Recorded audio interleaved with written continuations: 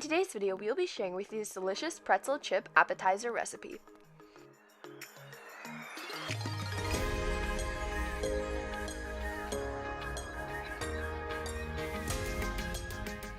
Welcome to Tasty and Quick Recipes. Please don't forget to like, subscribe, and turn on notifications if you enjoy this video.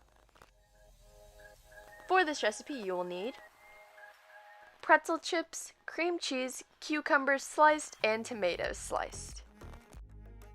Spread a thin layer of cream cheese on each of the pretzel chips.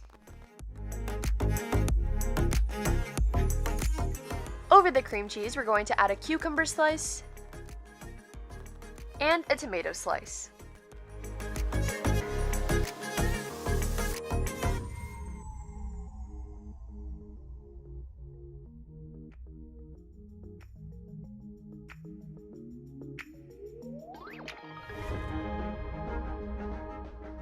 Our pretzel chip snack appetizer is complete, and now you can plate and serve.